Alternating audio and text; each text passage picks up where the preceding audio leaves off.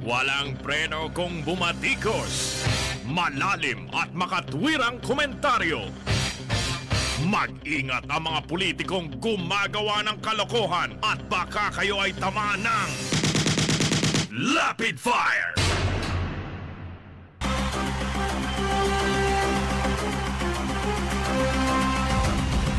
Nanawagan po si Pangulong Digongyo sa Kamara para po magsagawa ng special session upang hindi po maabala yung pong pagpapasa ng 2021 budget o para sa 2021 na budget ng ating pong gobyerno. Kasabay po nito ay inutusan din ni Pangulong Digongyo si Caldero Cayetano at maliwanag po ang utos. Buksan ang Kongreso sa mga miyembro. Yan po'y ayon kay Velasco. At ang sabi raw po ni Presidente Digongyo dito kay Congressman Velasco ay nadenggoy tayong dalawa. Kales dito. Naku po mga kaibigan, ito hong mataas na opisyal ng PNP na nakatalaga doon po sa custodial unit sa Camp Crame ay sinibak sa pwesto dahil matapos po siyang ireklamo noong detainee na matatandaan po ay hinuli at ikinulong ng Philippine National Police dahil po sa kasong droga. Ito ho ay si dating Osamis Vice Mayor, ano ba pangalan noon? Paruhinog. Maganda kasi yun may tsura yun lintik po dinakma raw sinalat-salat pa yata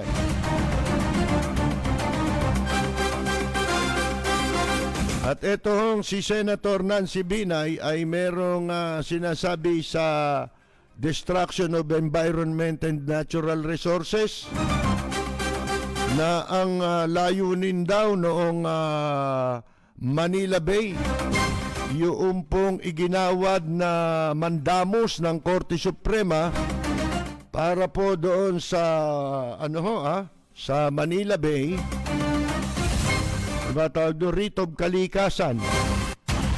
Mga kaibigan, para maglinis, hindi gumawa ng beach resort. Di ba yan ang sinasabi natin? Na inatasan sila para mag-clean up at rehabilitate ng Manila Bay. Wala akong sinasabing magtamba kayo ron ng puting buhangin at gawin ninyong ika nga po sabi ni Yorme Isko Moreno Copacabana sa Brazil. Tarantado yung waiter na kilala ko nung araw sa sa KTV bar sa karaoke bar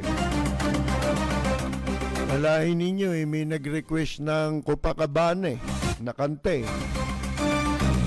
Sabi ng gago, wala kami ritong Copacabana, meron kami Cuba-Cubana. Kasi nagre-request Cuba. Walang preno kung bumatikos. Malalim at makatwirang komentaryo. Mag-ingat ang mga politikong gumagawa ng kalokohan at baka kayo ay tamaan ng Rapid Fire!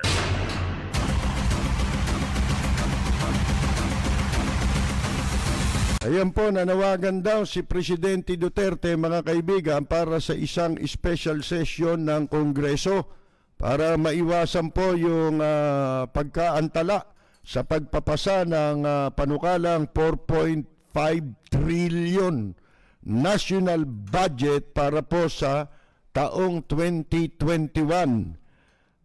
Sabi ho ng kanyang spokesperson na si Harry Mantica Roque, President Rodrigo Roa Duterte has called Congress. Yan, tinawagan ng Kongreso para sa isang special session o itinakda ang special session na ito para sa October 13 hanggang October 16, 3 araw, upang ipagpatuloy yung deliberation, mga deliberation sa panukalang 2021 national budget at maiwasan yung mga pagkaantala sa sa pagpasa nito.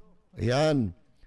At sa parehong proklamasyon, sabi ni Roque, ay sinertify as urgent ng dating Pangulo ang proposed 2021 budget. Ba't kailangan pang i-certify na urgent budget yan? Taon-taon naman yan. Talaga namang kwan ho yan. Ipinapasa yung budget. At dumadaan nga lang sa proseso dahil ang pag-aaproba ng budget ng gobyerno ay nakasalalay sa pag-usisa at pagbusisi ng Kamara at ng Senado, mga kaibigan, bago ho ito maaprubahan. At binubusisi yan, alam naman natin ang dahilan, para makita lahat doon. Yung mga inilagay na halaga ng budget para sa lahat ng tanggapan ng mga gobyerno, talagang merong paglalaanan, di ba? Kasama na dyan, pati sweldo Diyan nakapaloob ang sweldo ng mga opisyal at empleyado ng mga nasa gobyerno. Mga kaibigan, ang ipagtaka nyo lang, halimbawa, Philippine National Police, Armed Forces of the Philippines, yung dalawang sangay ng pamahalaan na yan, mapapansin ninyo, pataas ng pataas ang budget niyan taon-taon. Siyempre, kasama dyan yung sweldo, pasweldo sa mga kawani. Di ba, mga kaibigan? Pero tumataas yan, magtaka kayo, parang hindi na ma-minus yung mga nagretiro at saka namatay. Walang preno kung bumatikos. Malalim at makatwirang komentaryo. Mag-ingat ang mga politikong gumagawa ng kalokohan at baka kayo ay tamaan ng Lapid Fire! At mga kaibigan, ang sabi, di ba, ni Presidente Digong nyo, pagka hindi kayo, hindi kayo nagkasundo, mapipilitan akong, ilagay sa aking kapangyarihan, di ba? Ang pagpasa sa 2021 budget. Pero mga kaibigan, ito nga ho, bakit ang inisyatibo, magtaka kayo, dapat manggaling sa Pangulo, sa Executive. Paano nga ho, naghihintay ng utos itong mga nasa Kamara, pati itong sabi ko nga sa inyo, ang pinag-aawayan lang naman dyan, pera Yung perang mapupunta sa kanila, mga kaibigan, na inindulto ni Cayetano dahil hindi na siya makapaglalambitin sa pwesto na parang Chongo. Di ba ho? Mga kaibigan, ang gusto niya lang, may pera na siya pa nakapwesto. Yun ho Ano tawag mo ron? Dupang. Walang preno kung bumatikos. Malalim at makatwirang komentaryo. Mag-ingat ang mga politikong gumagawa ng kalokohan at baka kayo ay tamaan ng Lapid Fire! Kaya hindi na ho tayo nagtataka mga kaibigan kung ang Kongreso rubber stamp ng executive, di ba ho? Di susi, ha? Sunod-sunura na para mga asong hindi maintindihan, di ba? Oh, mga kaibigan, bakit? Sa buwatan eh. Para ano? Para magkapera, di ba? Para merong mananakaw sa kamara kahit labag sa batas. Yung mga perang ipinagsasasaksak nila dyan, di ba? Na ginagawa nilang pork barrel. Ayun po mga kaibigan. At etong hindi na kailangan manggaling sa presidente ito. Kasi nga po, executive yan eh. Mga bobo ba kayo? Bobo pala kayo, ba't nandyan kayo?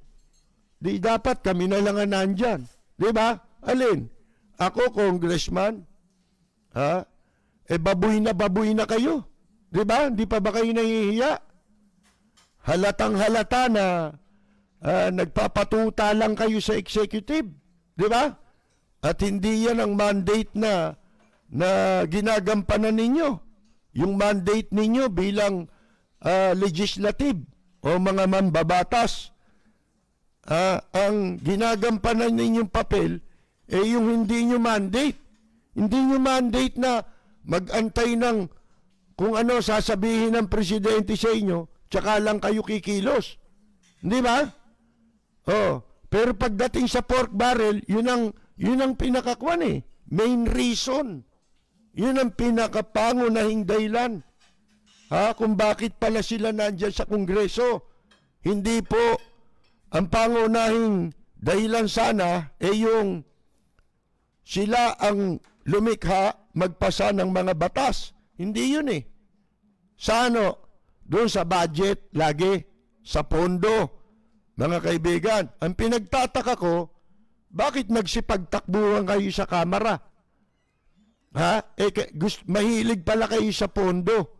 Di sana tumakbo kayong mayor. Tumakbo kayong konsihal. Tumakbo kayong gobernur. Diyan, may pondo. Pwede kayong umawak ng pondo.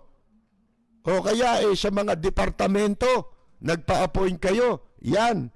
Pero sabi ng Korte Suprema, labag sa batas ang anumang klase ng pork barrel. Kahit ano pang pangalan ang itawag mo dyan, kaya yan PDAP, kaya yan DAP, lahat yan illegal.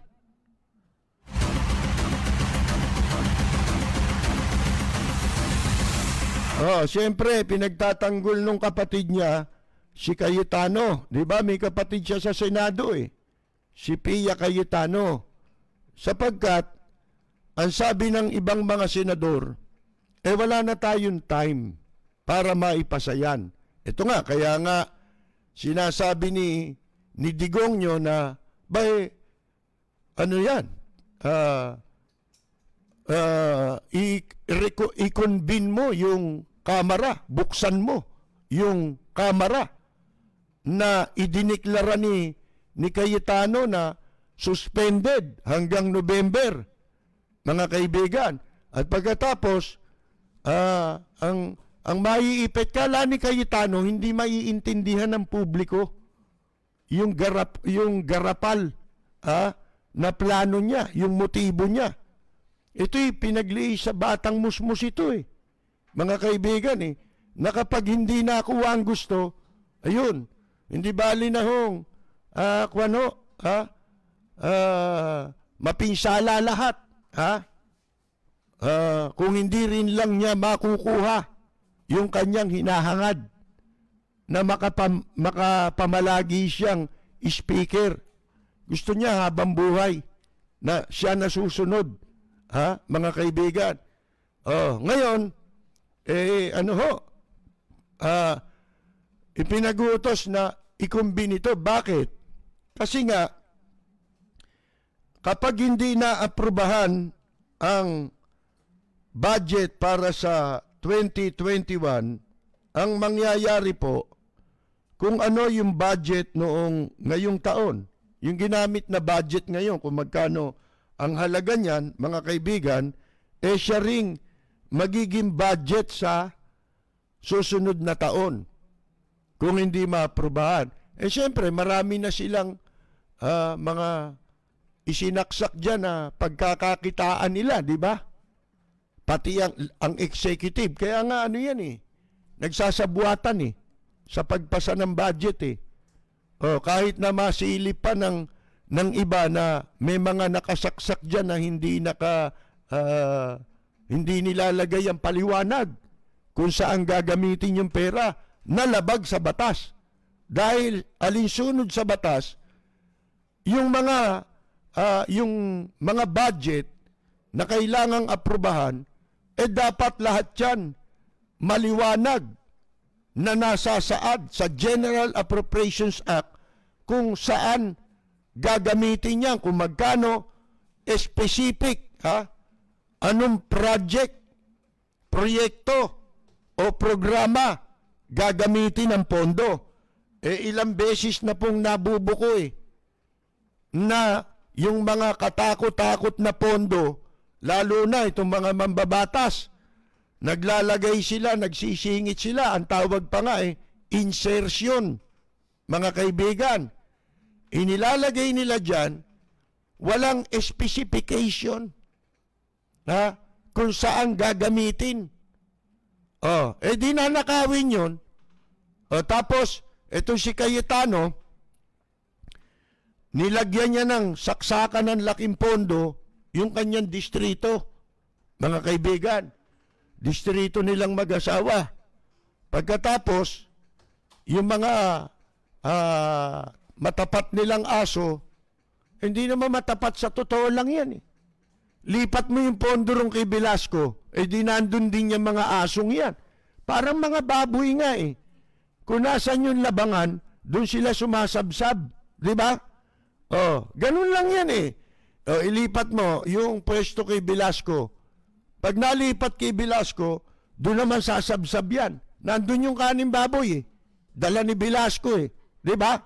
Ngayon, mga kaibigan, siyempre, kung talagang itong mga ito, naglilingkod sa bayan, sabi pa nga nitong si Velasco, ito niya si Cayetano, ano ito pampersonal na, pansariling, ano niya yan kapakanan niya yang gusto niya mangyari. Ginulo mo yung Kongreso, hinostage mo yung pondo, para hindi maaprubahan, para ang mangyari, pakiusapan siya ng lahat. Di ba? Makiusap sa kanya lahat. Pag nakiusap sa kanya, sa pag nagbotohan tayo, sa darating na October 40, huwag kayo sisipot. Hindi ako pupunta ron. Para ibigay ko dito kay Velasco yung pwesto. Ngayon, mga kaibigan, di siyempre, sabi ni Velasco, ito puro pansarili. Akala mo naman, pagka napunta kay Velasco yung speakership, hindi na niya pansarili. Pansarili pa rin Kaya, ang sabi naman nung kapatid ni Alang Cayetano, si Pia Cayetano, ba hindi mangyayari niya na hindi maaprubahan yung budget dito sa Senado? Sabi mo lang yan. Diba? Sabi mo lang yan. Siyempre, pinagtatanggol niya yung kapatid niya kahit mali. Ba't hindi mo sabihin mali yung ginawa ng kapatid mo? Bakit hindi mo sinabing si Alang Cayetano puro kalokohan ang pinaggagawa, katarantaduhan. Diba? Kasi may balak siyang tumakbo sa mas mataas na pwesto. Diba? Kung hindi man Vice President, Presidente, alam mo naman mag-isip yan kung may pondo ka na rin lang, ba't pa ako tatakbong Vice President? Ganun din kalaki yung kakampanyahin ko. Di, magpe-presidente na ako, di ba? Nagalit naman yung anak ni Presidente Digong nyo, di ba? Na-insecure. Ano yun Dapat yun, nasa SSS yun sa Social Insecurity System, mga kaibigan.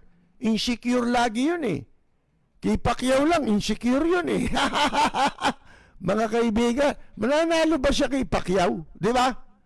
Kahit anong gawin mo pagbali-baliktad doon, kung talagang eleksyon ang mangyayari at may eleksyon tayo, paglabanin mo si Inday, tsaka si Indoy, si Manny, di ba? Mga kaibigan, abay, tatalunin niya ba si Pacquiao? Di siyempre hindi, di ba? O kaya pagka insecure na insecure, ang pinagtataka lang natin, naging anak lang siya ng presidente ng Pilipinas, bakit nagkaroon siya kaagad ng mentalidad na presidentiable na rin siya? Di ba? Nakakahiya, di ba? Pakapalan lang eh. Yun ang sinasabi ko sa inyo. Halimbawa, gusto mo si Cory, gusto mo si Ninoy, hindi nangangahulugang dapat gustuhin mo pati yung mga anak kung tatakbo. Di ba? Ganun din si Marcos. Kung gusto mo si Marcos, hindi nangangahulugang pag tumakbo yung anak, dapat mo nang iboto dahil gusto mo si Marcos. Ang talagang pinaka-tama na pagpili ng iboboto, yung track record mo at yung kakandidato ang dapat niyang ipagmalaki sa kanyang pagtakbo. Sino ka man, yung iyong mabuting track record. Hindi yung anak ako ng presidente. Kaya hindi na natapos yung dynasty. Alam niyo pag-upo ni Presidente Duterte, lahat na sinabi natin atin pong ipinapayo sa programa natin laban sa oligarch. Kaya lang, namimili. Di ba? Yun lamang oligarch na gusto nilang makuha yung negosyo.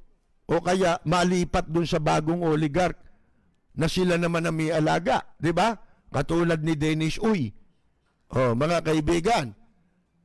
Pagkatapos, sabi natin, abay, ipapasa mo ngayon yung enabling law para doon sa probisyon sa saligang batas na kung tawagin anti-dynasty law.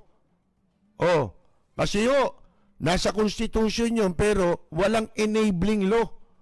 Sipin ninyo, 1987 pa, umiiral itong ating saligang batas pero nunca hindi na ipasa. Sa simula pa lang patay ka agad nang walang kabuhay-buhay mga kaibigan Di ba sabi ko nga sa inyo, si Mayor Alfredo Lim naging senador.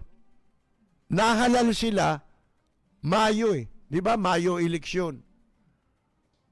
Ang mga nauupo sa gobyerno, mga kaibigan, ang simula ng kanilang panunungkulan sa kanilang trabaho, sa kanilang opisina, nagsisimula yan July 1st, bale. Kasi nagtatapos yung mga papalitang opisyal o kaya yung termino ng nakaupong opisyal, magtatapos yun June 30. So, July 1, mag-a-assume na lahat ng nanalo sa eleksyon sa kanilang pwesto. Alam ba ninyo, 1 linggo pagkatapos mag-assume ng kanyang pwesto bilang senador noong 2004, si yumaong dating Mayor Alfredo Lim,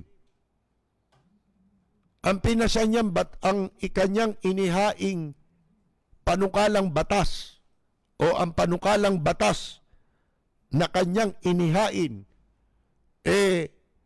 yung pong pagbalangkas. Inintroduce na yung anti-dynasty law, mga kaibigan. Yung enabling law na sinasabi sa konstitusyon upang maiwasan na pamilya ang tumatakbo. Pag-upo pa lang ni Digong, di ba, sabi natin, Kuwan isa yan sa mga dapat maging priority ng gobyerno ngayon. Isulong yung pagsasabatas ng mechanics na nagbabawal sa political dynasty. Ginawa ba nila? Hindi. Bakit? Dynasty rin siya. Di ba? Lahat ng anak niya ngayon nakaupo Maliban doon sa bata Kasi bata pa yun. Mga kaibigan. Di ba? Kaya hindi nila pinasa. Doon pa lang makikita mo na kung nag-iisip yan ng mabuting hangarin para sa bayan natin. Walang preno kung bumatikos. Malalim at makatwirang komentaryo. Mag-ingat ang mga politikong gumagawa ng kalokohan at baka kayo ay tamaan ng Lapid Fire! Isipin ninyo para naghain si Senator Alfredo Lim noon. Ano nangyari? 3 lang ang panukalang batas na immediately 1 o 2 linggo pagkaupo ni Mayor Lim na maging senador, 3 panukalang batas sunod-sunod ang kanyang inintroduce sa Senado. Pero pagka-file niya nung bill, patay ka agad nilibing sa archive Pinaglamayan na rin sa archive, mga kaibigan. Wala na nangyari. Di ba, ang dami sumunod. Ano yon? Anti-political dynasty law. Ano pa? Pagbuwag o pagbabawal sa pork barrel. Ano pa? Pagsasabatas na ang kasong libelo ay gawin na lamang civil case sa halip na criminal case. 3. Walang kamalay-malay si Mayor Alfredo Lim dahil wala naman siyang intensyong masama. Mabuti naman yung layunin niya dahil yung mga batas na yun ay makakabuti lahat sa bansa, sa mamamayan. Pero nakalimutan niya, kwento niya to nakalimutan ko niya inihain ko yung anti-dynasty law, paglingon ko, mag-iina yung magkakasama sa Senado. Di ba magkasama si Jinggoy tsaka si Loy Estrada? Mga kaibigan, meron pa ito magkapatid na Cayetano. Isipin ninyo, magkakapamilya, kaya yung kanyang panukalang batas, inilibing doon sa archive. Walang sumuporta. At tila, ikinagalit pa sa kanya yun. Lihim na ikinagalit ng ibang mambabatas kay Mayor Alfredo Lim. Dahil sa kanyang mga inintroduce na bill. Mga kaibigan. Kaya alam nyo, nung pag-upo ni Presidente Digong nyo, di ba Digong nyo nga tayo? Dutertaning din ako nun Hindi ko alam Akala natin totoo mga pinagsasabi nito Di ba? Yung pala nuknukan pala ng ito. Bulaan, mga kaibigan. Para si Soriano rin ito, bulaan propeta. Mga kaibigan, Soriano, bulaang mangangaral. Ito naman, bulaang leader sa gobyerno na walang palabra de honor. Kaya, wala nangyari. Doon, unti-unti na tayong nakakatunog. Kasi ako, sabi ko nga, pwede naman tayo sa lokohan. Dapat yun na maging katwiran natin Kung nanloloko sila, di makipaglokohan tayo. Kaya lang, huwag matagal. Kasi pag tumagal, gago ka na. Di ba? Lokohan lang yan Tapos magpapaloko ka ng mahaba, matagal. Aba, sira na ulo mo. Tunay ka ng loko-loko nun. Di ba? Ganun po yun Ako pwede ako sa lokohan Huwag lang matagal. Tinetesting natin yung mga leader. Pag nakaupo na, Bigyan mo ng pagkakataon. Nako. Una, iniluklok mga magnanakaw. Pagkatapos, yung mga pinangako, Nako, dynasty, di ba? Isa yan sa sinasabi niya noon. Asan? Natupad ba? Wala. Oligarchs. Oligarchs daw. Asan ang oligarchs? Ayun, si Dennis Uy. Oligarch. Davao Group. Ano pa? Ang dami. Ang daming pinangako nito. Kayuan niyang mga OFW. Bigyan niyo lang ako ng 2 taon. Hindi na kayo mag-abroad. Mga kaibigan, yung pala, sabi, magkakaroon na rito ng trabaho. Naku po, mga kaibigan. Sa halip na matulungan yung OFW, pinahamak pa niya eh. Di ba? Una, inaway yung Kuwait. Tinakot pa yung Kuwait. Di na kami magpadala dyan. Pinatigil yung Akala niya, ang magugutom lang doon, yung mismong OFW. Akala niya, mga kaibigan, matutuwa sa kanya yung mga yun. Di ba? Bakit mo kami? Ba't ayaw mo kami paalisin ngayon? Ano kasalanan namin? Magtatrabaho kami ron. Di ba? Di ba yung mga OFW, uto-uto, di ba? Mga kaibigan. Kwan eh. Bilib na bilib sa kanya nung una eh. Mga OFW, di ba? Pinagbobobole eh. Pinaglululoko eh. Hangang-hanga sa mga pinagsasasabi niyang hindi totoo pala.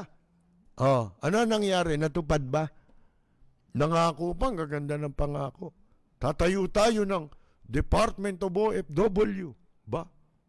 Dakdakan naman yung iba. Ang galingaan niya niyan.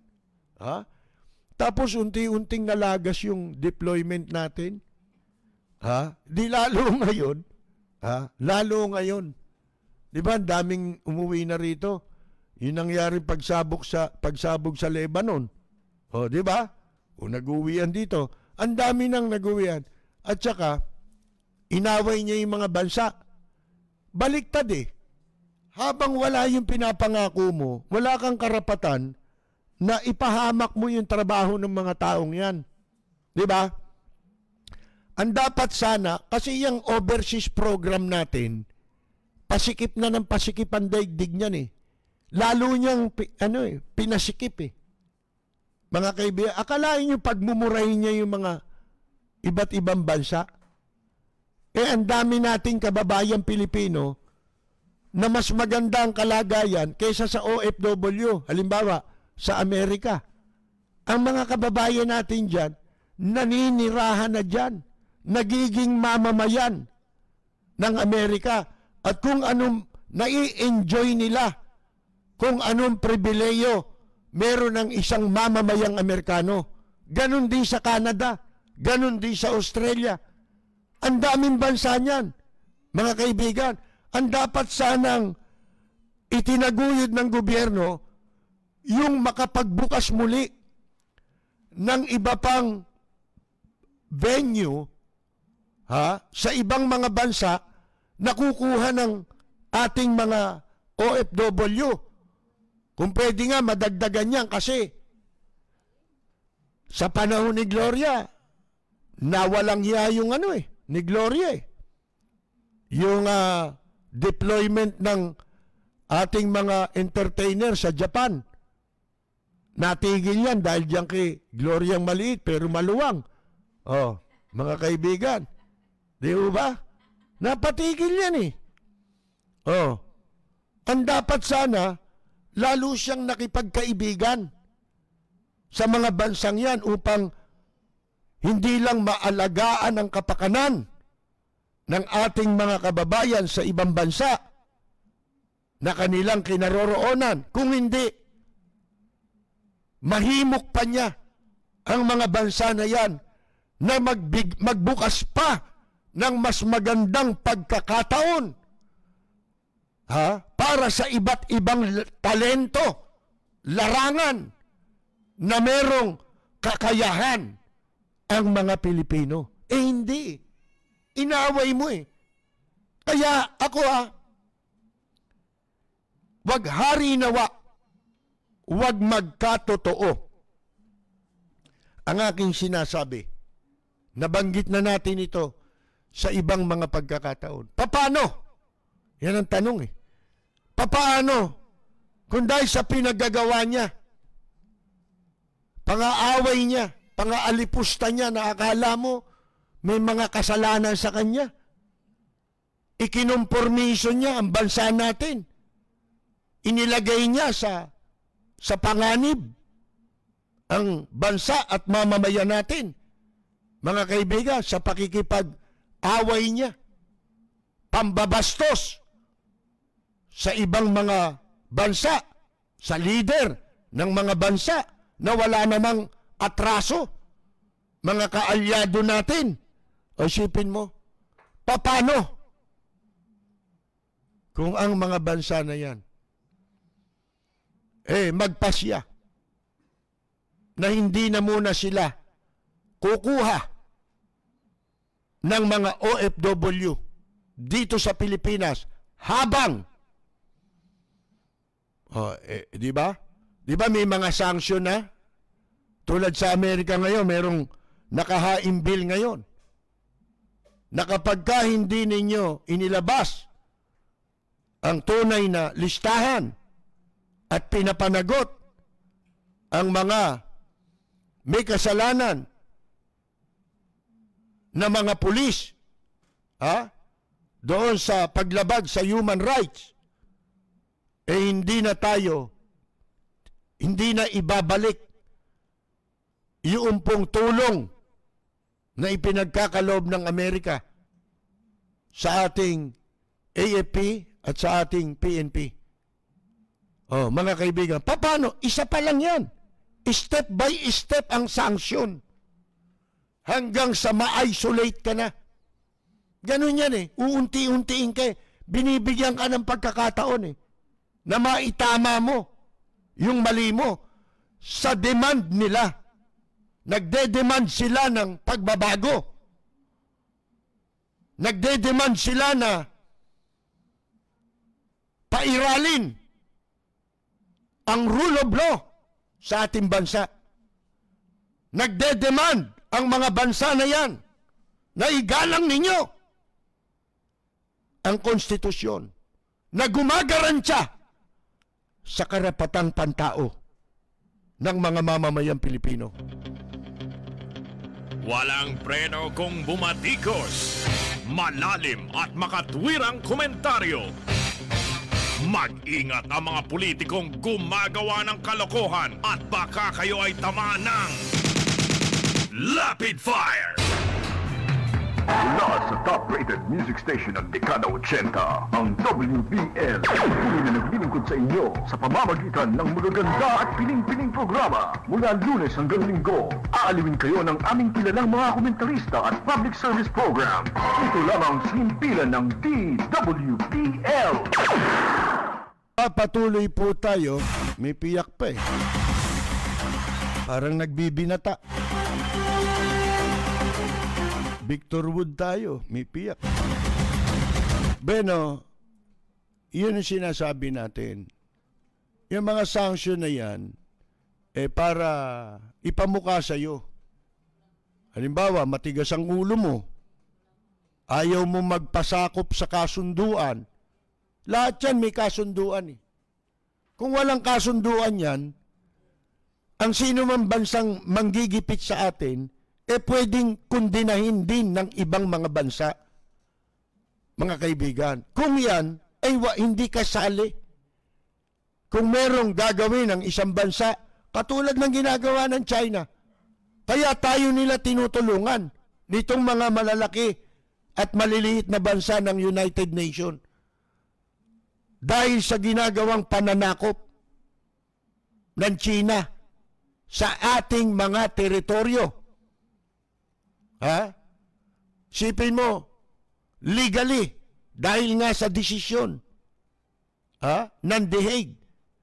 Sa The Hague na inilabas na desisyon noong 2016 na pumapabor sa interes ng bansa at mamamayang Pilipino kumikilala bilang mga nagmamay-ari ng teritoryong inuokupahan ng China sa West Philippine Sea. Yun illegally yun, ha? Batay sa legal. Yun ang kinikilala ng buong mundo. Mga kaibigan, ano pa? Historically. Geographically. Atin ang West Philippine Sea. Bakit? Yung iginigit ng China, kailan lang nila ginawa yun? At sila lang ang gumawa nun, hindi kasamang kinikilala yun ng ibang bansa.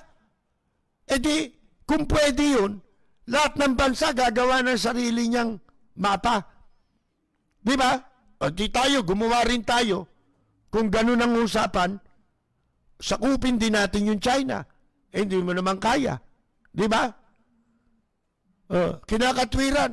Hindi tayo pwede. Kasi wala tayong armas, wala tayong laban dyan.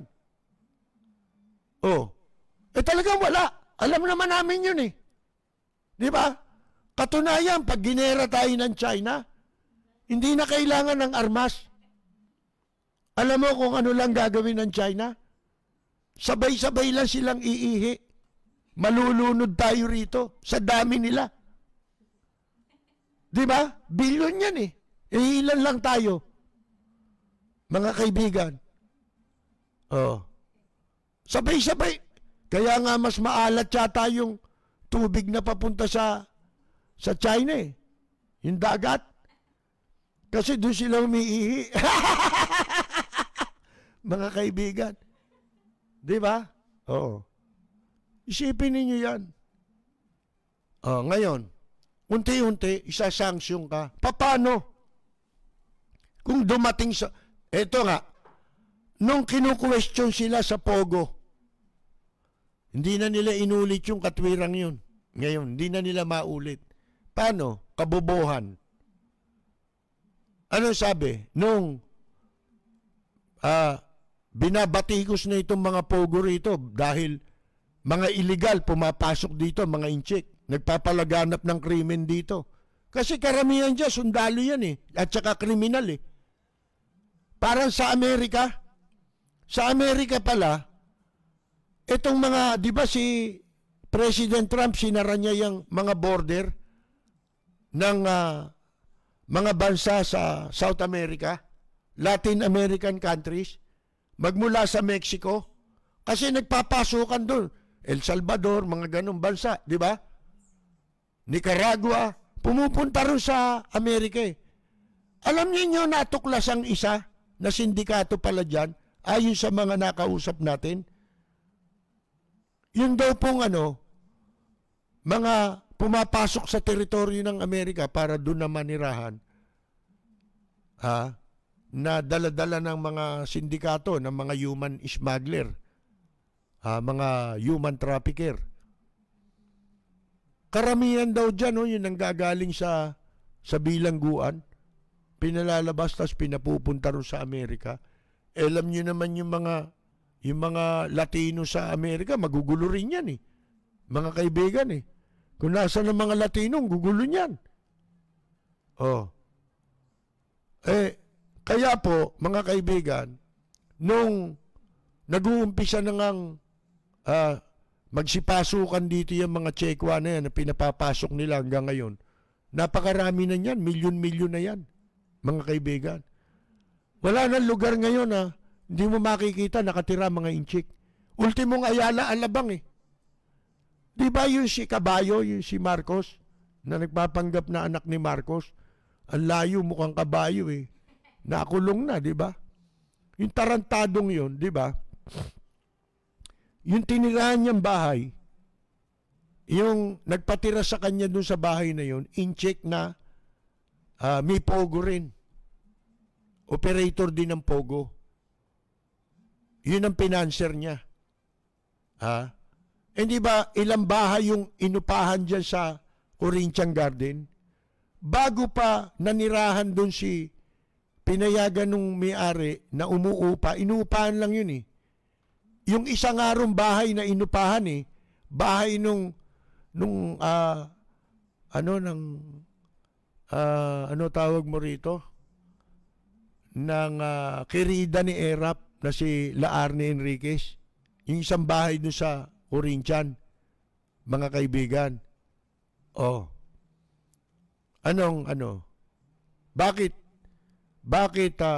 pinalayas doon? Puro inchik yun eh. Yung mga nagtatrabaho sa Pogo, sipin ninyo, pinalayas ng ng association. Ayaw nila. Nagalit ngayon itong financier ni Caballo. Ha? Si Caballo, laki ng bunganga nun, ano? Ay, pambunganga nun eh. Kayan lumulo ng kwan eh. Ng 1,000,000 eh. Mga kaibigan, lintik eh. Oh. Kaya nung pinatira niya dyan, yung Marcos na yun, gumawa ng gimmick ang tarantado. Diba? Nagmayaman challenge. Mayabang yun, diba? Mayabang challenge dapat ang tawag dun eh. Kunyari, namimigay ng bigas, hindi naman totoo. Diba? O, di binuko natin, diba? Kasi may nagtatanong sa akin, ano ba, kilala ko ba yun? Ano interest ko ron? Kaya lang, binibigyan mo ng masamang pag-asa yung mga tao, di ba? Na paniwala. At hindi pa yun. Ginagancho niya yung mga naniniwala sa kanya. Lalo na mga taga-ibang bansa. Yung pala, yung mga Dutertaning troll, yun ang may hawak nung account niya. Mga kaibigan. Oh, yun ang nagto-trolling para lumaki yung views nila. Di ba? Oh, kaya huwag mo kayo maniniwala. Iba dyan ha. Sasabihin nakapag-establish ako ng kredibilidad eh. Kaya lumaki ang views ko. Utot nyo. Kaya ganito kalaki, bilyon ang kinita ko. Ano? Hindi, pinalalabas mo bilyon. Bakit? Para hindi ka ma-question doon sa pangungutong. Yung mga kinita ninyo sa extortion. Di ba? At saka doon sa dyan sa sindikato ng pastillas. Oh, mga kaibigan, naku po, kami pa paglalalangan ninyo. Oh, tumutulong daw. Tumutulong na na ibuyang-yang mo yung buhay ng mga tao, ng may buhay.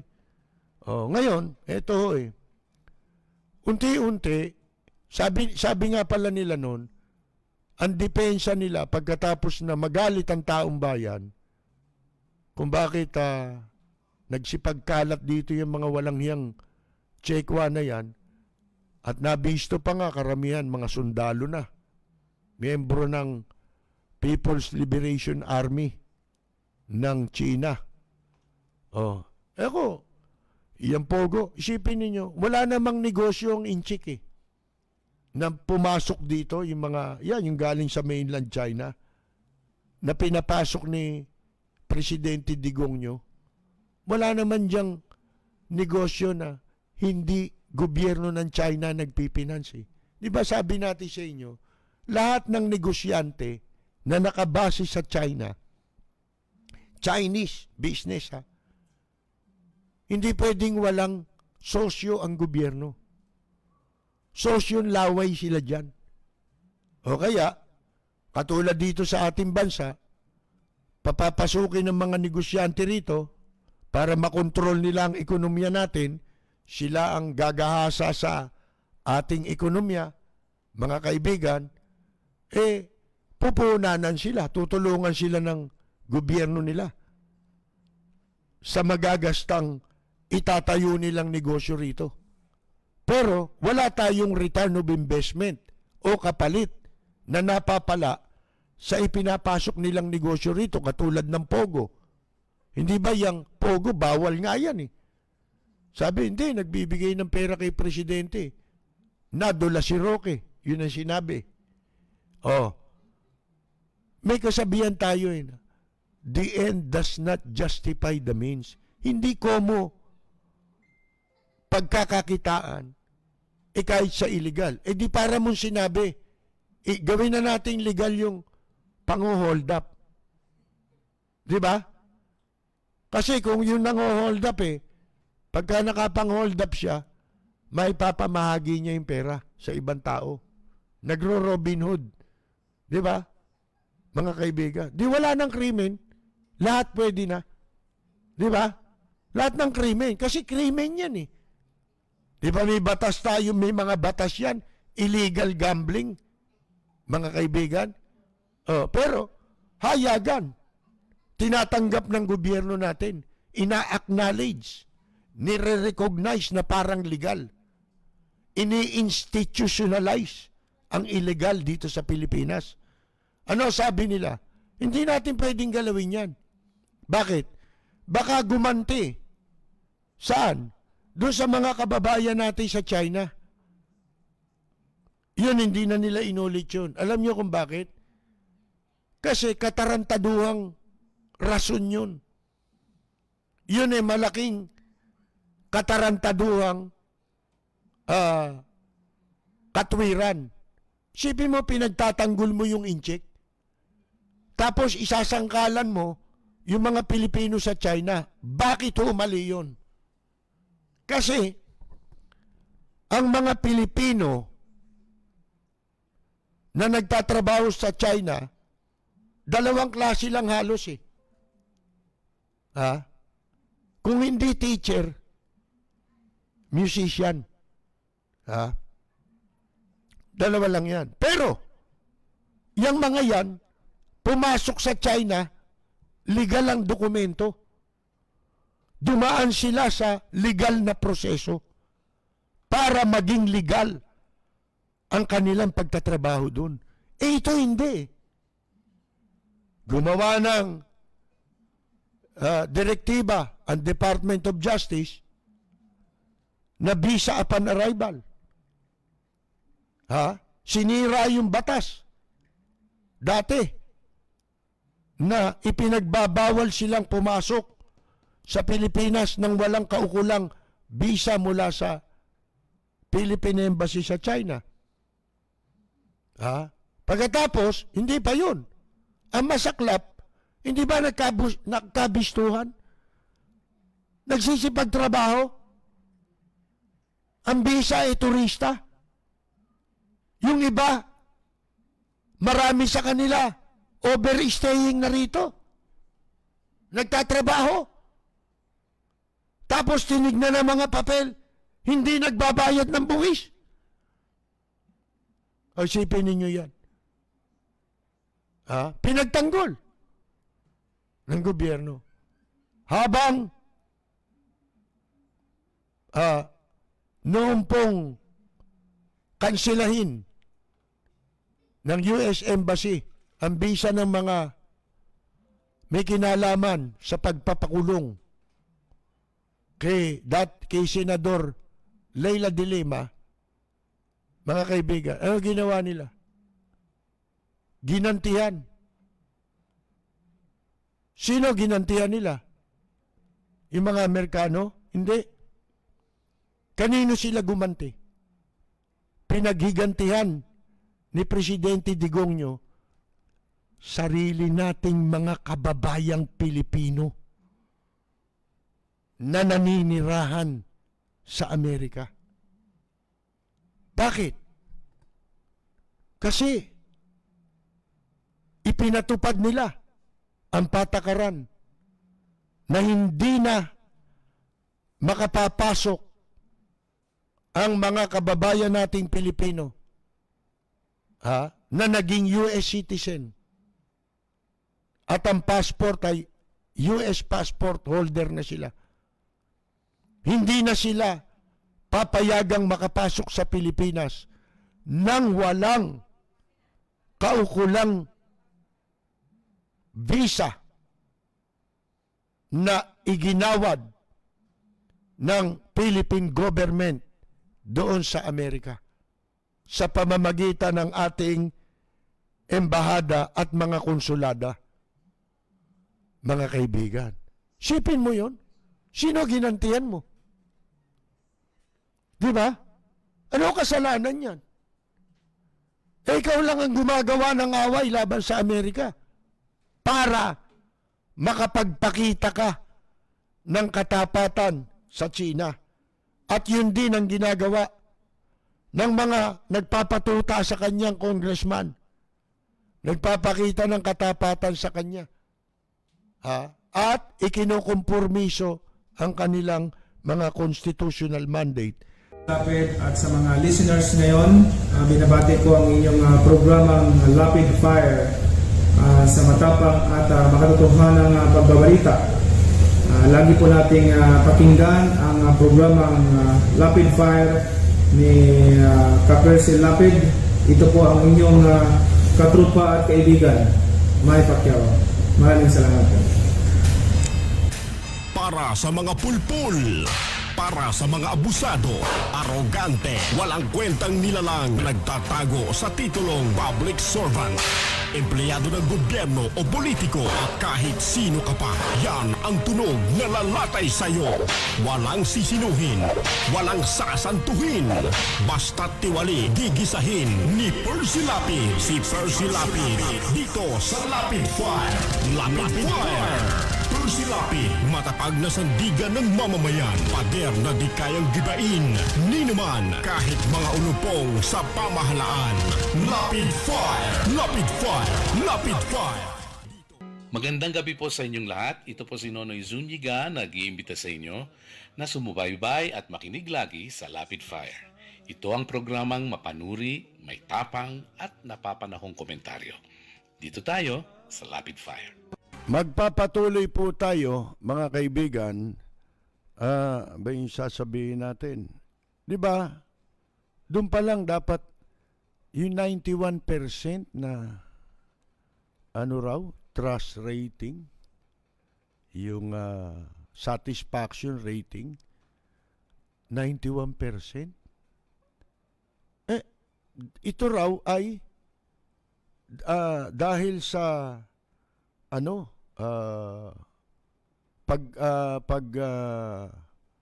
tugon ng gobyerno laban sa pandemya ng COVID-19, mga kaibigan.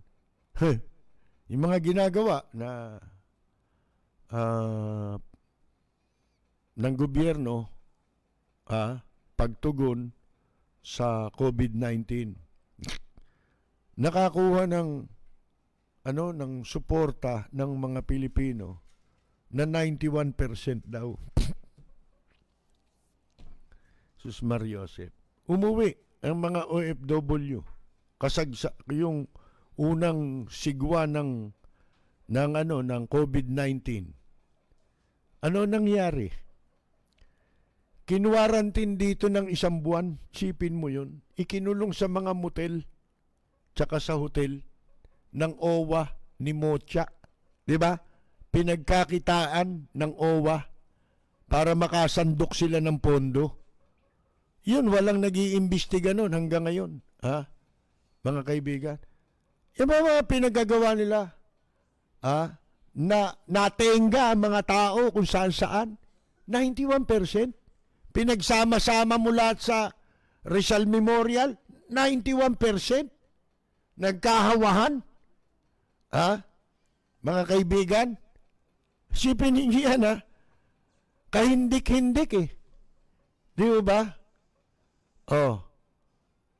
E di, paano, yung sa New Zealand, ilang percent lang yun? 60+% lang yung Prime Minister ng New Zealand na babae. Pero napakahusay ng kanyang pamumuno. Laban sa pandemya. 0 na nga sila ron eh. Mga kaibigan eh. Halos 0. Di ba? Ba't 60+ lang yun? Sasabihin itong SWS, ganyan talaga mga strong leader eh. Hindi. Kaya nila sinasabi yun. Kaya nila ginawa yun. Nakiayon itong Pulse Asia doon. Dahil may bayad eh. Sinundan nila yon, ginawa nilang pattern. yung mga leader malulupit. Halimbawa sa Brazil. Di ba? Oh, malupitan nakaupo dyan. Akalain mo, ganun din. Mataas din ang rating. Paano? Nauna yun eh. Nag-survey dun, nauna. Naglabas ng survey yan. Puro hindi totoo yun eh. Pwede makakuha nga si Digong nyo ng 101 eh. Hindi lang 91, 101. Kasi, ang approval niya, 91. Oh, yung undecided, 5%. Pagkatapos yung hindi satisfied, 5%. Kwentay mo, 91 plus 5 plus 5. 101. Di ba? Mga tarantado itong Pulse Asia na ito, mga kaibigan. Sipin ninyo, kinopya nila roon sa ibang bansa. Di ba may study ba kamakailan na sinasabi na karamihan sa Pilipino ngayon natatakot? Di ba? Oh. Mga kaibigan, yun yung sinasabi natin dahil sa pagsasabwatan na. Kasabwatang judiciary, kasabwatang legislative. Sabi ko nga sa inyo, yung sinasabing ito na, sige, patawag kayo ng, ng session. Para siyang Speaker of the House eh. President and House Speaker. Ha? Hindi, siya lahat. Gusto niya siya lahat eh. Oh. Sa Senado, gusto niya siya rin eh. Ang masunod. Sa Judiciary, gusto niya siya rin ang Chief Justice of the Supreme Court. Yung mga nandyan, dekorasyon lang lahat yan. Ha? Kaya disusi. Oh. Kung magagawa niya nga lang ipa-imprenta yung sarili niya, ha? Di nagpa-imprenta na siya ng 4 o 5 yan. Di ba? 5 Duterte, isipin mo yun, no? Yung isa, papupuntahin niya rin sa House of Representative. O ikaw bang speaker doon, ha? Parang quadruplets, yung 4 na kambal. Di ba? Oh, mga kaibigan, 4 na kambal, oh. Siya rin, oh, magkakamukha, oh.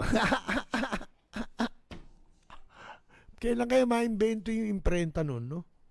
Mga kaibigan.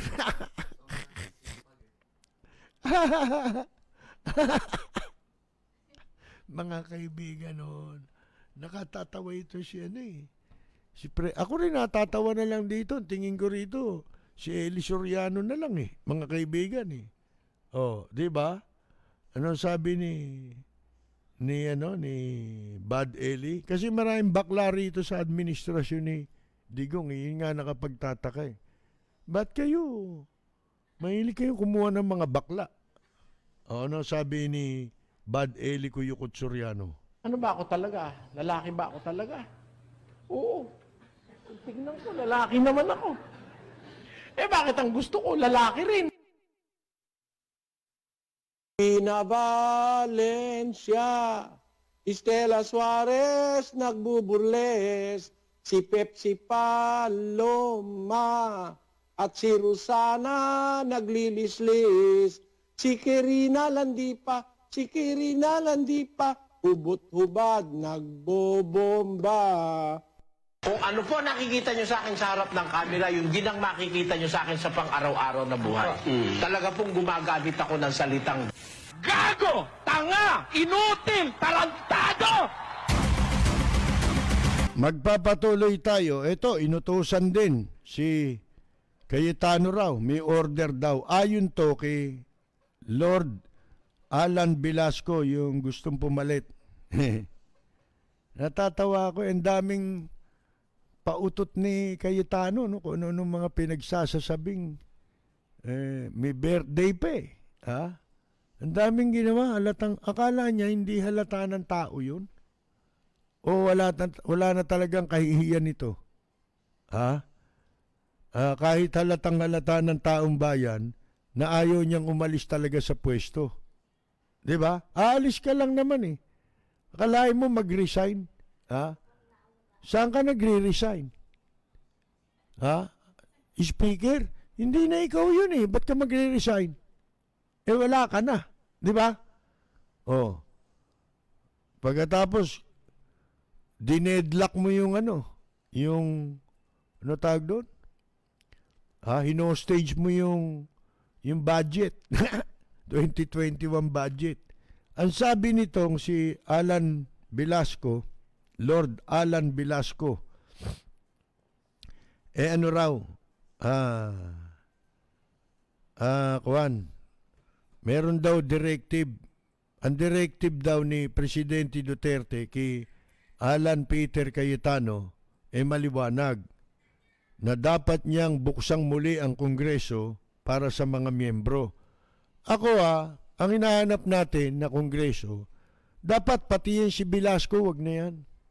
Alam na natin ngayon kung kanino siya magseserve ng purpose para maging speaker Para ba sa Kongreso, para sa mamamayan? Hindi. Para sa interes ng backer niya. Sino ba nasa likod mo? 'Di ba? Sino ba nag-backer sa'yo? Oh. Unang-una dapat yung nagiging speaker dapat yan seniority. Kung sino yung most senior dyan. Isipin mo, ito ipapalit sa kanya. Si Velasco. Kailan lang yan? Mga kaibigan, kailan lang naging congressman yan Ang bata-bata niyan Oh, di ba? Ngayon, pinabubuksan muli yung Kongreso dito kay Alan Cayetano. Walang preno kung bumatikos. Malalim at makatwirang komentaryo. Mag-ingat ang mga politikong gumagawa ng kalokohan at baka kayo ay tamaan ng Rapid Fire! Makasalanang nilalang si Cayetano, bagay na bagay sa kanya yun Kaya pagbalik niya sa Kongreso, Lord, patawad! Mga kaibigan, Nadenggoy tayong dalawa. Yan daw ang galit na nasambit ni Presidente Digongyo ayong dito kay Congressman Velasco. Mga kaibigan, nung daw sila ay magkausap kasama si Alan Peter Cayetano, ang sabi raw, nagpahayag daw ng galit si Presidente Duterte at sinabi nito tungkol dun sa liderato ng tungkol sa bangayan yan sa liderato ng Kamara. Ang sabi raw yun daw ang sabi ni Presidente Duterte. I just wanna say because kitang-kita ko yung galit ng Pangulo. Sabi sa akin ni Pangulo, Lord, hindi lang ikaw ang napahiya dito. Tayong dalawa. Yan ang hirap pag pinakikialaman, hindi naman trabaho, pinakikialaman. Actually, the President used the word, Lord, nadenggoy tayong dalawa. Mga kaibigan, Ibig nyo sabihin, dinenggoy kayo ni Alan Peter Cayetano. Mandedenggoy pala yan. Si Caldero, mga kaibigan, Ngayon, ang balita po,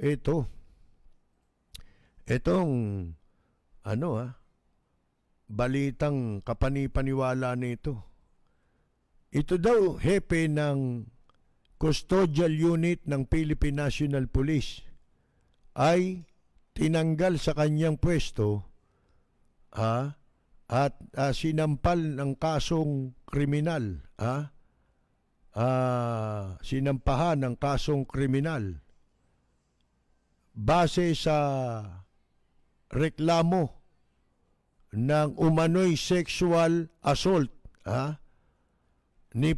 kay former Osamis City Vice Mayor Nova Princess Paruhinog habang ito ay nakaditini sa Camp Crame. Naku po, mga kaibigan. That's basic, sabi po ng Philippine National Police, because there was an incident. Nireklamo minulestya yung pong si Vice Mayor Nova Princess Paruhinog. Nautugan ng damuhon, Maganda kasi, may itsura yung Vice Mayor di ba nun parang pinagnasaan na rin niya ni yung si Joby Espinido, di ba? Yung pumatay sa tatay niya. Mukhang type siya niyan Tapos pinalalabas ni Joby Espinido, may gusto sa kanya, binabaliktad niya pa para hindi siya maunahan. Di ba? Ito ngayon ito naman talaga nangyayari sa sa tunay na buhay ito Marami ng ganyan, mamaya kukwento ko sa inyo. Ito example, ito maraming pera ito. Di ba? Princess Paruhinog, may itsura pa. Yan ang hinahanap ng mga pulis na walang hiya Tsaka mga law enforcer natin na walang hiya. Ang complaint ito, nireklamo itong si Lieutenant Colonel Jigger Noceda. At inilipat na yata inilipat doon sa Police Holding Unit. Ito si Paruhinog, kung matatandaan ninyo, ito yung inaresto noong July 30, 2017, kung saan yung kanyang tatay na dating mayor sa Osamis na si Mayor Reynaldo Paruhinog at 6 na iba pa ang napatay sa San Roque, Lawis sa Osamis City. At simula nakakulong na itong si Nova Princess Paruhinog sa Philippine National Police Custodial Center. Nahaharap sa illegal drugs and firearms possession charges o mga kasong yan. Ayon sa report, si Noceda, itong pulis, na manyakol. Pulis na manyakol ito, opisyal, lieutenant, LTCOL nakakatakot pala LTCOL kasi rango mga kaibigan may sexual attack talaga yan. Mga kaibigan, di ba? LTCOL. LTCOL Noceda. Ayan, ayon sa report, kanyang sinalakay si Paruhinog ng 2 beses sa loob ng kanyang opisina. Siguro, may inom-inom pa yan, no? Lasing pa Nautugan Pasukin mo nga rito siya, Papuntay mo rito si Princess. Na po siya, Noong June 9, di umano, itong si Noceda, ayon sa reklamo, hinalikan si former Vice Mayor. Nagparamdam. Di ba? Halik muna. Mga kaibigan. Tinesting niya muna ng halik. Pagkatapos, ang sumunod na insidente, September 7, itong pulis na si LTCOL Noceda,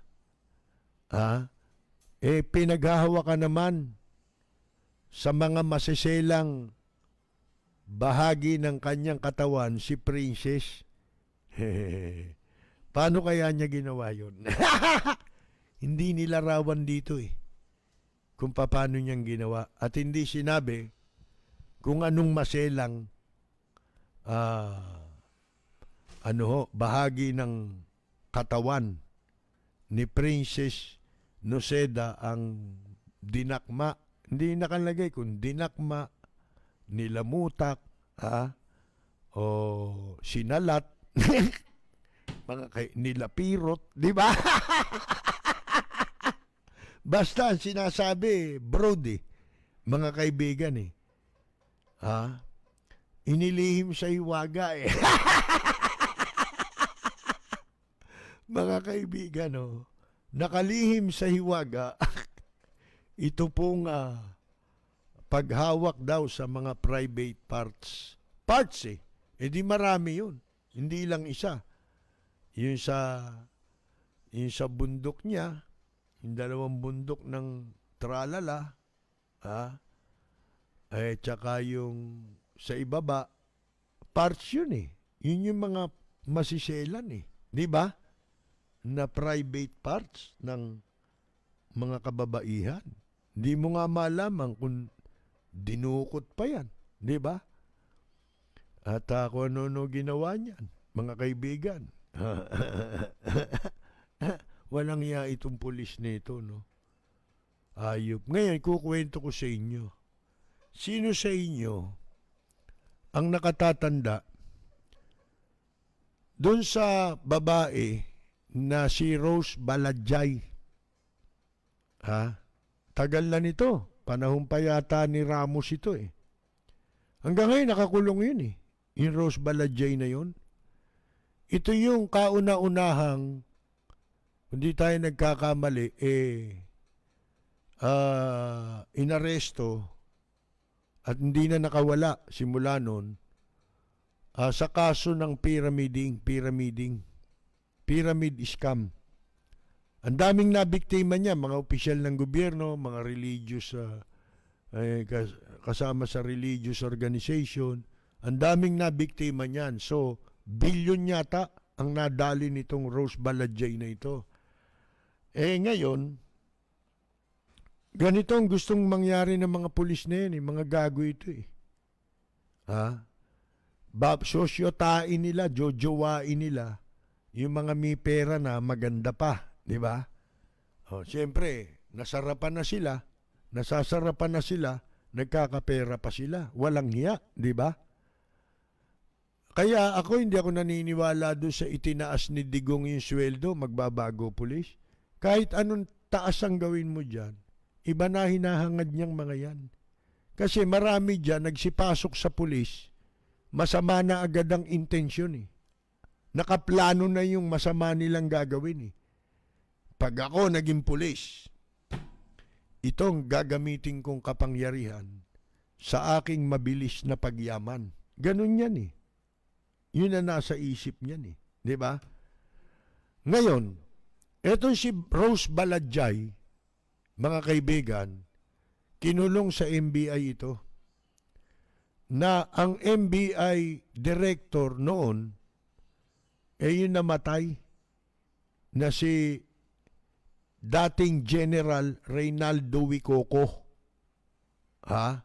Diba, naging pa ito naging bedridden pa ito dahil nakoma yan for ilang buwan yun, comatose sa ospital dyan, malapit sa NBI, sa Manila Doctors. Ngayon, may kapatid dito na dalawa pang Wicoco yun tatlo yan Yung general, yung magandang lalaki, yung dalawa hindi. Ngayon, isa dyan sa mga Wicoco na yan, nung itong si preso na itong si Baladjay, ang ginawa,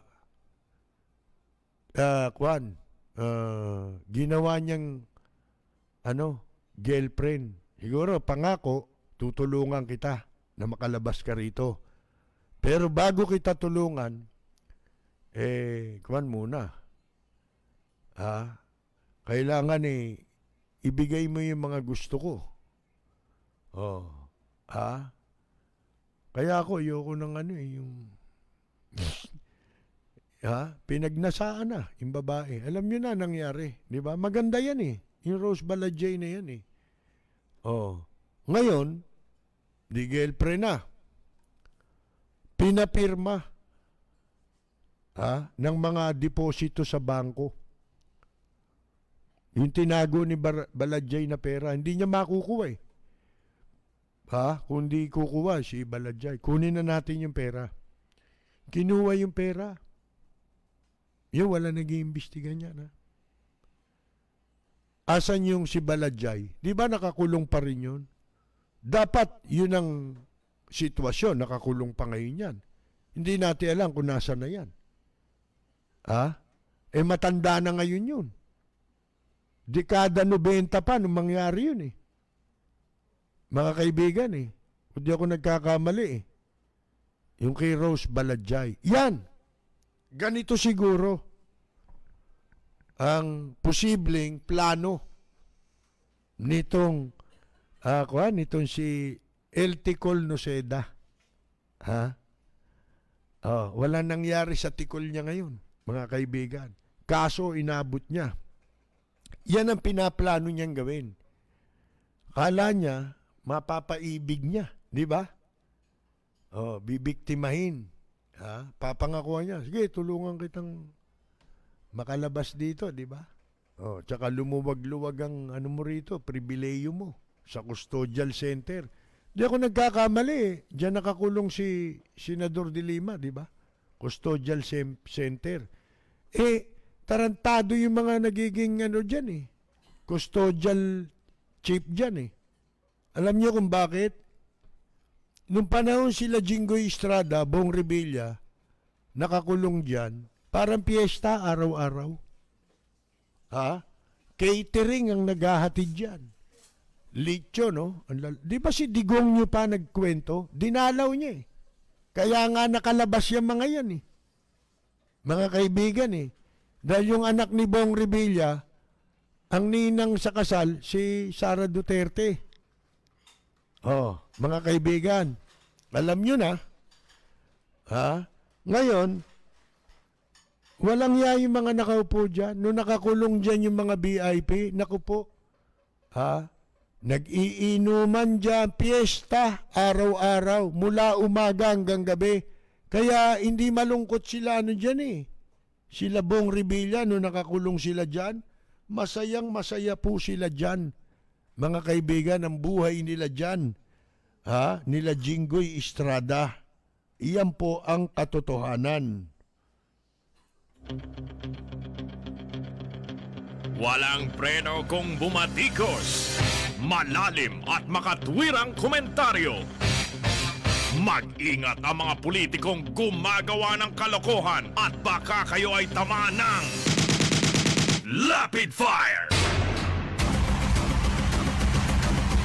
Sabi po ni Senadora Nancy Binay, ang budget para pagandahin ang Baywalk ng Manila Bay at ito ay maibalik o gawing White Sand Beach might be better, mas mabuti raw kung ito'y ginamit sa paglilinis ng tubig. Di ba ito yung sinasabi natin? Ito ngayon ang sinasabi ni Nancy Binay. Matagal ko nang sinabi ito eh. Paulit-ulit natin sinabi ito eh. Which is, si Trillanes nga may sinasabi ngayon. Dito rin galing yun eh. Yung survey na 91%. Sabi ko, di ba, nung unang-unang pag-usapan natin yung survey, ano sabi natin? Paano kayo nag-survey? Di ba, bawal lumabas ngayon? Di ba? Paano kayo nag-survey? Bawal kang pumunta sa mga tao. Maraming tao, di ba? Kaya hindi totoo yung survey eh. Ngayon, ito naman, isa sa mga sinasabi natin na ang talagang nakapaloob doon sa, sabi niya, binanggit niya yung 2008, ito pala yung 2008, Supreme Court mandamus na inaatasan ng 13 ahensya ng gobyerno na maglinis to clean up, rehabilitate, and preserve Manila Bay and restore and maintain its waters. Di ba yun ang sinasabi natin? Kaya hindi kasali ang ginawa nilang yan. Walang pinagbabasihan sa batas yan. Nakaw yan eh. To make them fit for swimming. Oh, kung gusto mo makapag-swimming ang tao, ani mo yun, panonoorin mo lang. Hindi ka naman makapag-swimming. Kasi marumi tubig. Hindi lilinis ang tubig dyan hanggat hindi sila gumagawa ng pamamaraan katulad ng water treatment na bago lumabas sa Manila Bay ang mga tubig, malinis na. At hindi lang yun. Pumupunta ang basura dyan eh. Yung inahakot na basura, tatambak sa mga, yung tambakan ng basura, landfill, pagka bumagyo, umulan, lalo na pagka bumagyo, umaalon, tinatanga yung basura pabalik dyan sa Manila Bay. Walang katapusan yan, dumi, mga kaibigan. So, tapos lalagyan mo ng puti para magmukhang malinis. Yung tubig, invisible yung dumi. Yung mga mikrobyo na hindi visible sa mata ng tao. Yun yung mga maliliit kasi yan. Hindi naman nakikita ng tao yan eh. Oh, may mga barko dyan. Matatanaw mo pagka nasa Manila Bay ka. Yung mga barko na yan, nagdi-discharge ng tubig yan eh. Di ba? Yung mga dumi rin sa barko, dyan din tinatapon, dinidischarge siya, pinaaagos niya sa Manila Bay din yan. Oh. Kaya katarantaduhan eh. Talagang pinagsamantalahan yung pondo. O ngayon, nauubos na. Parang paminta na raw ang kulay nung kwan eh. Nung buhangin ngayon dyan kasi wala na. Dolomite yun, di naman buhangin yun eh. Ano rin yun, iba ang, kumbaga eh, hindi yun ang quality ng buhangin eh. Iba yun eh. Mga kaibigan eh. So, sinasabi nila ngayon, magtatambak na naman daw sila. Yun talaga gagawin nyo para maubos yung pera. Di ba? Para masimot ninyo yung pondo, tambak ng tambak, tapos nawawala. Dapat siya i-reprap nyo eh. Para hindi gumuho eh. Gumuho na eh. O, tapos eh, inaanod na. Kakapiranggot na inatir eh. O, kulay paminta na nga. Diba? Ang mandamos naman talaga is to clean the water. Yun ang sabi ni Senator Nancy Binay. And not to create yung beach. Sando ba beach? Diba? Dahil limitado na yung pondo. Baka yung pondo nagagastos yung for the Baywalk, baka dapat mas nilagay lang sa paglilinis ng tubig. Hindi baka. Dapat talaga. Diba? Walang maisip. Pinangihinayangan nila. Mapapagod pa tayo dyan eh. Eto, ayun lang oh. Kukunin lang sa Cebu. Meron nang kumukuha niyan dyan eh. Kinukuha niya, minimina yan dahil may mga kwan yan eh. May mga minerals na pinaggagamitan kung saan-saan yan eh. Pero yan may lason. Kung hindi mo ipoproseso, di ba? Mga kaibigan. At hindi yan pwedeng alternative ng buhangin. Yun ang katotohanan doon, mga kaibigan. Humingi daw itong DENR na naman ng another 400 million budget sa 2021 na ang tawag nila beach nourishment. Walang hiya ang mga hayop na ito, mga kaibigan. Talagang pagnanakaw, ano? Para gamitin sa pagtatambak sa 500 meters. 500 meters lang. Nagkakahalaga na ng 400 million. Sipin mo yun. Pinagtapat nila kung magkano lang, di ba? Yung halaga ng Dolomite tsaka kasama na transport. Yun lang, sa presyo lang na yun, kahit di pa nila ninanakaw yung pera na malaki, 400 million. Sayang na yun eh. Aanin mo yun. Lalo mo lang dudumihan yung dagat. Kasi malalasom pa yan. At hindi na matatapos ng katatambak yan. Baka mangyari dyan eh. Tumaas ng tumaas yan, tumaas. Yung pala, ang uwi niyan talaga, matutuloy yan dun sa reclamation na. Susunod niyan, tambak na.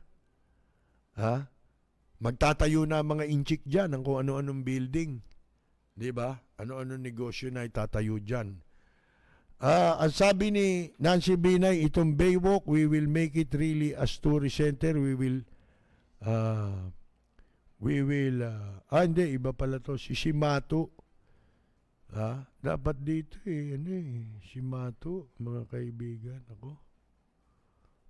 Kaya ito mga ito, tinalikuran na mga ano nito, natutunan nito sa PMA. Na protektahan ng bayan eh. Bakit? Nakikinabang na eh.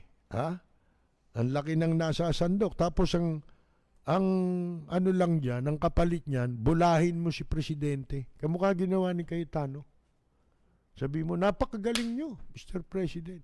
Tapos pag nagutos, ganito gusto ko, sosobrahan pa eh. Sosobrahan para, lalo siyang mapabuti, di ba? Mapalapit. Yan. Tapos pwede ka na magnakaw. Pag nahuli ka ngayon, magnakaw, nabulgar ka, ang gagawin, pagtatanggol ka. Di ba? Kasi sinuportahan mo siya sa kalokohan eh. Bago